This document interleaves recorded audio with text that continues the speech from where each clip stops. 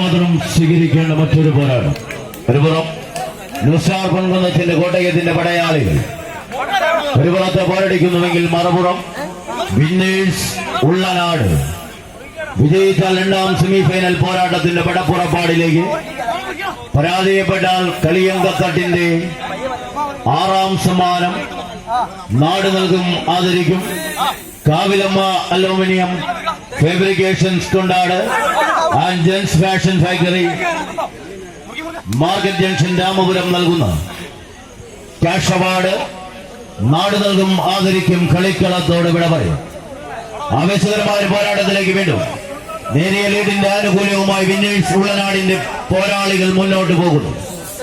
മറുപുറം വിട്ടുകൊടുക്കുവാൻ താല്പര്യമില്ലാത്ത പടച്ചട്ടകളുടെ പടയാളികൾ നുസാർ പൊൻകുന്നു. ഒരു കാലഘട്ടത്തിന്റെ നാമധേയങ്ങളിൽ എഴുതി ചേർന്നതും പോരാട്ടത്തിന്റെ പോർക്കളങ്ങളിൽ നിരവധിയായ ചാമ്പ്യൻ പട്ടങ്ങളോട് കൂടി കോട്ടയത്തിന്റെ നാമത്തോടൊപ്പം എഴുതി ചേർന്ന പടയാളികളുടെ പോരാളികളായി നുസാർ പൊൻകുന്നം അഖില കേരള വടംവലി മത്സരത്തിന്റെ അഴകാർന്ന പോരാട്ടങ്ങളെല്ലാം സമ്മാനിച്ചു കായിക കേരളത്തിന്റെ കൈയടിയും കരഘോഷങ്ങളും ഏറ്റുവാങ്ങി കരുത്താർജിച്ച കരുത്തന്മാരുടെ പടപ്പുറപ്പാടിലെ പടക്കളത്തിലേക്ക് ആര് എന്ന ചോദ്യം. വിജയിച്ചാൽ രണ്ടാം സെമിഫൈനൽ പോരാട്ടം, പരാജയപ്പെട്ടാൽ കളിയന്തത്തട്ടിനോട് വിട പറയേണ്ടി വരും.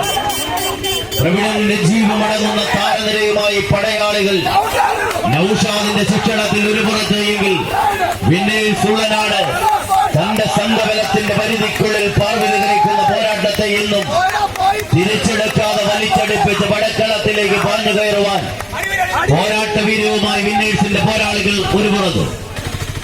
ഇന്നലകളുടെ സായാഹ്നങ്ങളിൽ പോരാട്ട വീര്യത്തിന്റെ വിസ്മയം എഴുതി ചേർന്നപ്പോൾ പടക്കളങ്ങളിലെല്ലാം 8:30 പടക്കളം ആരംഭിച്ചപ്പോൾ ഏതാണ്ട് 3 മണിക്കൂറിന്റെ ദൈർഘ്യത്തിലേക്ക് ക്വാർട്ടർ ഫൈനൽ പോരാട്ടത്തിന്റെ പടക്കളവും മുറുകുന്നു. നഷ്ടപ്പെട്ട ലീഡുമായി വീണ്ടും നേടിയെടുക്കുന്ന ലീഡുമായി വിന്നേഴ്സ് പോരാളികൾ മുന്നോട്ട് പോകുന്നു.